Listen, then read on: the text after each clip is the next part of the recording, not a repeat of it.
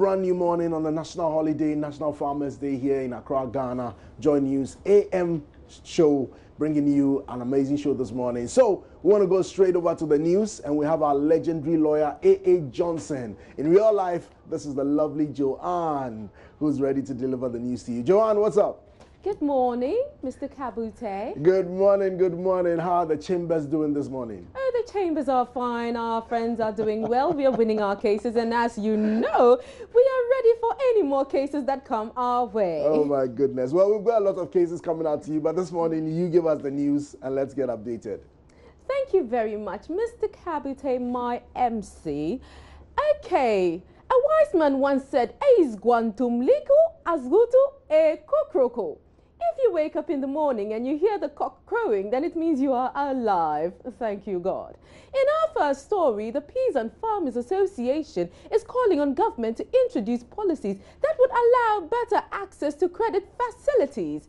The Executive Director, Victoria A. Dongu, tells JoyNews it's difficult for farmers to access loans because the banks demand that what he describes as colossal collaterals. Mr. Henry Kwesi Badu reports. This is Al Hassan Agbo's farmland. He has been cultivating vegetables to feed his household for the past 2 decades. Al Hassan cultivates 1 hectare out of the total 3 hectares due to scarce resources. It's about 2.5 hectares farm. And I do cultivate about 1.5 acres due to lack of funds. And secondly, we are irrigation farmers, and there is also lack of inadequate water. Inadequate water, because of these 2 challenges, I have to cultivate just a few, about 2.5 acres at a time, because of this challenge. His key challenge is financing. From inputs, seedlings, and paying for labor services, money is involved every step of the way. Because there's no money, banks are not able to assist. You have to go to maybe the ladies who takes produce from you to lend money, maybe at a high rate, or maybe you don't get at all. So this is the way we do get money to pay for our labors, sometimes through our local customers. As we mark Farmers Day, the Executive Director of the Peasant Farmers Association of Ghana, Victoria Dongo, is demanding that government provides access to credit and introduce insurance schemes to support farmers. Provide farm insurance for farmers, If the government can guarantee on that if the farmer is not able to pay the loan, the government or the insurance can pay off the loan. I think for starters, that will help. The second thing that I think that the government should do is to impress on the Bank of Ghana, even not the Bank of Ghana. I think the government should come up with a regulation or a policy, whatever, that a certain percentage of the loan portfolios in the banks should be set aside for smallholder farmers. The national president, Mohamed Abdullani, a cotton farmer himself, recounts his ordeal accessing a loan. More than 10 or 12 years ago, since 2001, I struggled to get loan from ADB. I couldn't get loan. I needed to buy a tractor. I could not get. I wanted to expand my farm. I could not get. Simply because there are 2 issues. One of the issues has to do with collateral. They'll be asking you to come with a collateral that, and as a poor farmer or a peasant farmer, how are you coming by that? Sometimes when you give them your car document or your tractor document, if you have it, they don't need it. They need a land or something that is within their category, but they may not like those that you have. The other issue has to do with the percentage, the interest rate. It's very, very high. As a peasant farmer, when you take it, at the end of the day, you see that it is difficult for you to be able to pay those loans that you have taken from them. So it is always difficult getting access to bank loans. He wants the Agri-Development Bank to focus on its original mandate of supporting agri-businesses in the country. ADB was put purposely to support farmers to have access to their businesses. But it's rather unfortunate that ADB does not support farmers now. What they are looking into are business people. The farmers doesn't have access to credit from ADB. Statistics have shown that more than 30% of farm produce is lost annually through post-harvest losses. The association is appealing to government to provide storage facilities to address the problem. Henry Kwesibedu's report for JoyNews. Over 3,300 pedestrians were knocked down nationwide in 2017.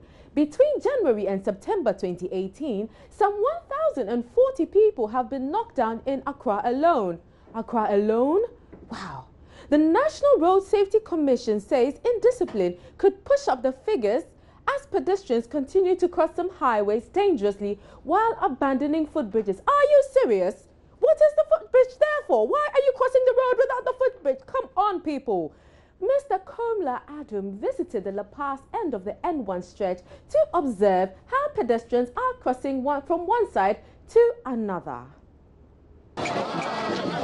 Residents along the Medina Adenta Highway launched a campaign to get 6 abandoned footbridges on the stretch fixed. They screamed, "Fix the footbridges now," and even staged protests, some of which turned violent over the several pedestrian knockdowns. Only last month, government announced the 6 bridges have been awarded to 6 different contractors. President Akufo-Addo Wednesday toured some other project sites to inspect progress of work. So we have about 6 junctions that we are undertaking this. We are doing this at the Adenta Bobo, Pakai, SDA, Adenta Barrier, Songo Junction, and Rich Junction.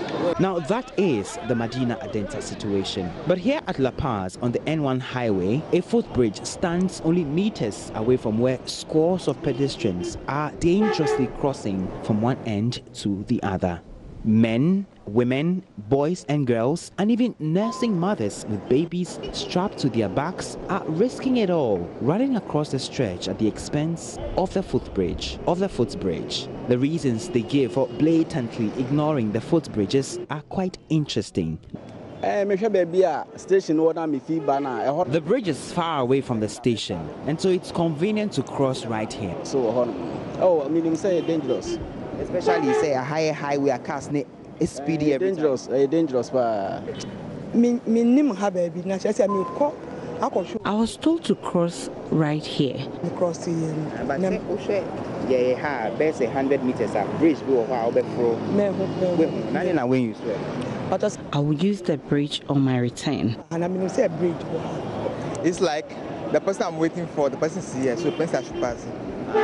So I don't even know that there's any footbridge over there. You don't know? Are you new in this area? Yeah. Oh, okay. So where you are returning, are you going to use the footbridge? Yes. Not far from where I stand, a mother with a baby strapped to her back is on the phone. And in the median of the highway, she's waiting for the road to clear. It is dangerous, but it's quite a distance from the bus stop.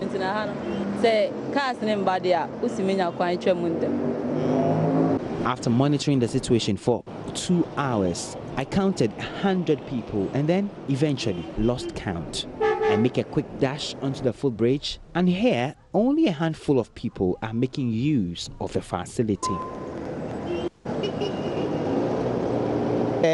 Congratulations for doing the right thing. Thank you. Yeah, you see, it's because of my safety. That's why I prefer to use the bridge. So because you know, crossing without the big fight, it's very, very dangerous. Congratulations for doing the right thing and using the footbridge. Thank you. I just think it's because they feel reluctant to come all the way here See, it's so empty. Everybody's just jumping over. So they just feel it's so far to come all the way here, and then they quickly use the other side, and it's not safe.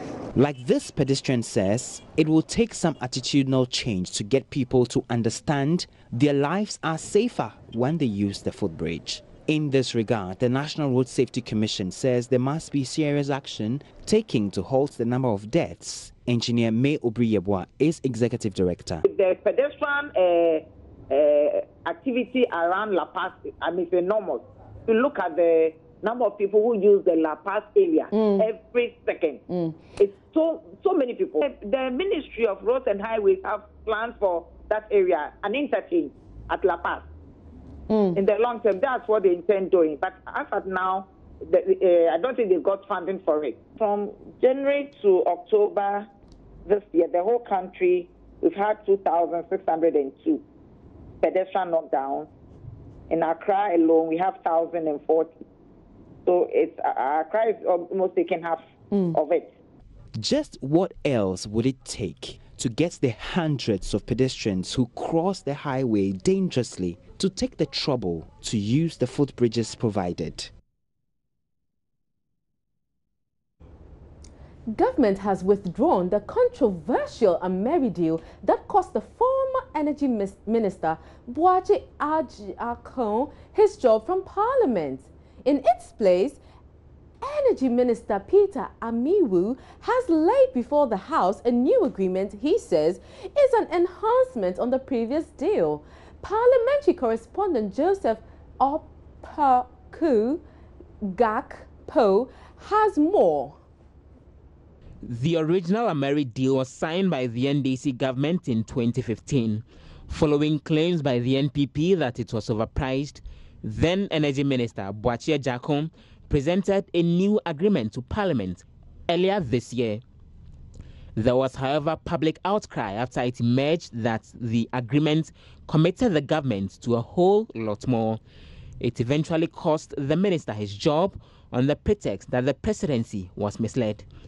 Today in Parliament, Mr. Amewu laid a new deal before the House after withdrawing the old one. He explained the new deal is better than what was negotiated by the previous administration. When it's debated, the outcome will come out, okay? Is it better than the first one that was brought, just to get a sense? Is it a better agreement than the first one? I think there's an improvement. Okay, improvement in what exactly? The terms will be laid out when it's here. Okay. So what can Ghanaians expect generally from this? I think this is a better agreement, it's an improvement on the what the previous government, the NDC, had offered this country. Is it equally an improvement on what the former energy minister had brought? It's a better agreement upon what originally had been signed by the previous administration. But is it better than what was brought by your own administration? Minister for Monitoring and Evaluation, Dr. Anthony Akutosei, says the new deal will save the country about $56 million. Clearly, if it's better than the original, then it will be better than the renegotiated one. There were some issues with the renegotiated one that the government said it couldn't accept. So you find that the payment is still held the same, but they're giving some concessions that I think the total savings is approximately about 56 million. And the variable cost, I think, has been lowered. So, and I think government is in a better shape as long as we meet our payment obligations. And I think the first payment on the debt rescheduling has been made. But minority spokesperson on energy, Adams Mutawakilu, is not convinced about the supposed savings. Innovation agreement, they say it will save us 400 and something million.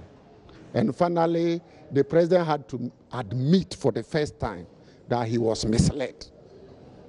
So until they... You don't have confidence in such an assurance? After I see the document, I don't want to comment on savings.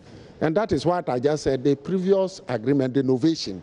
The minister told us that they had saved over 400 million Ghana cedis. And that finally got him fired. And got the president himself admitted that he was misled. Whether it is true, we don't believe that he was misled. It was an agenda to dupe the state that was exposed by the minority. The Parliamentary Select Committee on Education is assuring heads of senior high schools that their concerns over infrastructural deficits will soon be resolved. as Parliament has approved a facility to deal with the challenge. Heads of schools in the central region have been revealing how difficult it is to deal with the huge numbers of students with the introduction of the free SHS and the double track system. Mr. Richard Quadwo and Yako joined the committee to visit some schools in the central region and has come through with this report. The tour of the Select Committee on Education took them to the University Practice Senior High School, Holy Child Senior High School, the Ghana National College on the first day. The second day saw them at Apam Senior High School and Winneba Senior High School.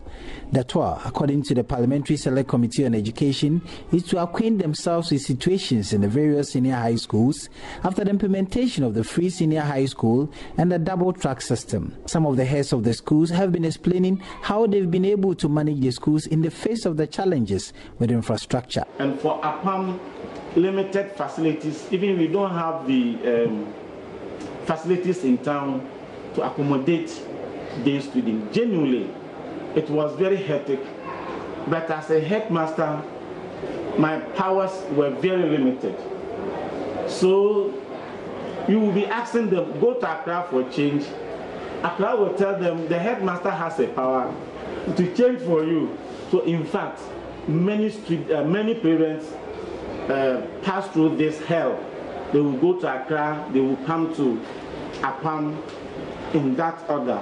But at a point, when we complain this to the Chairman of the Parliamentary Select Committee on Education, Siaka Stevens, assured the schools the challenges with infrastructure would soon be over. In fact, what will save the situation now is that recently Parliament approved $1.5 billion, which is 720 billion Ghana cedis. And that money is meant to clear all contractors who have raised their certificate up to the tune of $165 million. They've not been paid. Part of this money will be used to clear, and then we'll pay all contractors, especially GET-Fund ongoing projects.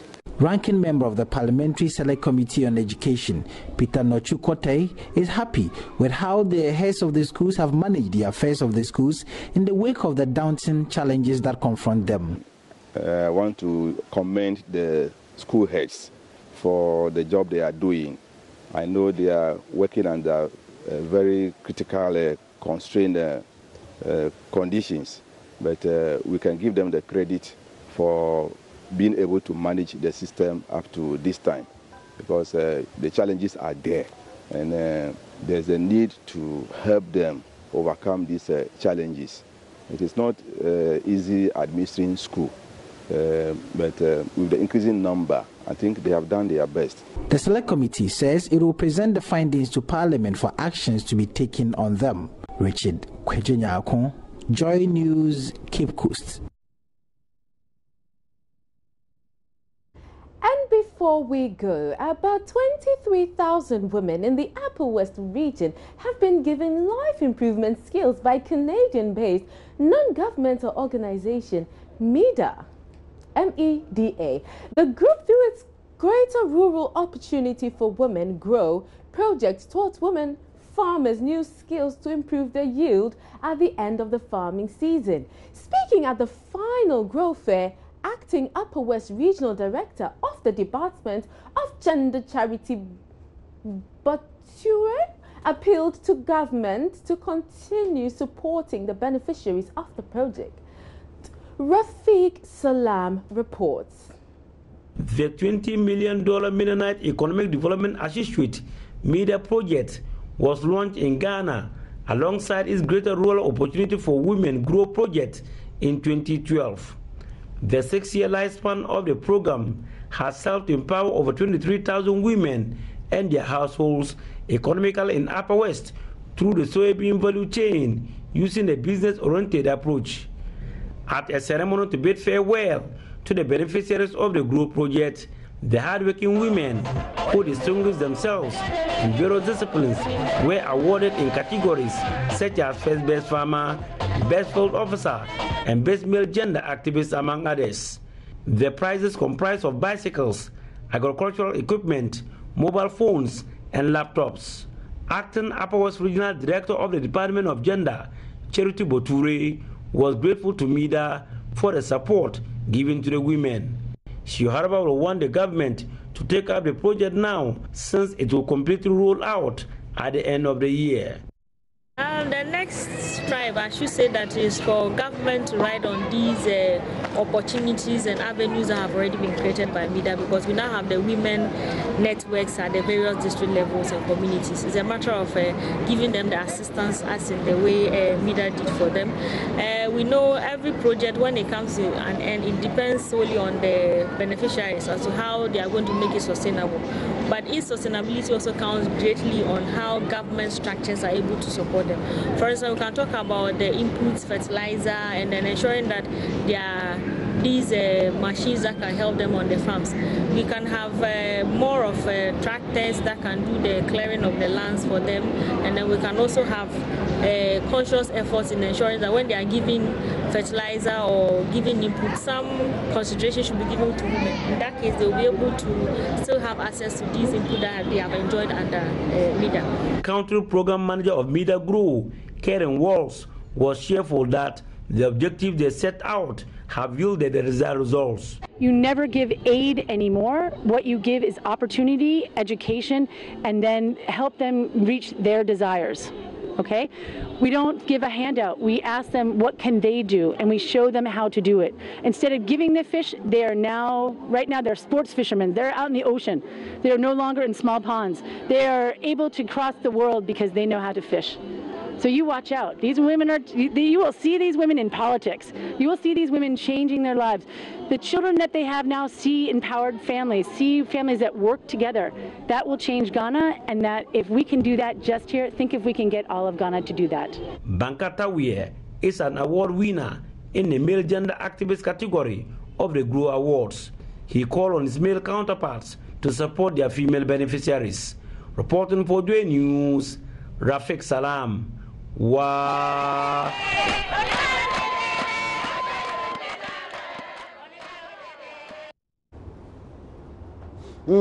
Joanna, so I guess we're bringing our stories on this very topsy-turvy edition of the AM show on JoyNews TV. Now I want to find out from you, which of the stories took you by surprise?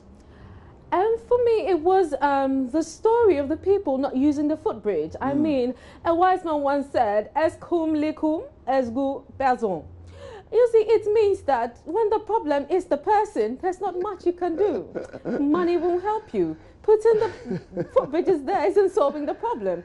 I want to see what the people of Medina and Adenta would do when their footbridges come, and let's see how many people actually use the footbridge, and then we go like, Well, you're absolutely right. I'm actually wondering myself whether when eventually all of those 6 footbridges on the Medina Highway are fixed and completed, whether the pedestrians will actually use every single one of them. You know, sometimes just a little bit of effort, but sometimes to, you know, the positioning of these you know, footbridges and all. But really, I think people should consider their safety, their well-being as the ultimate thing. Exactly.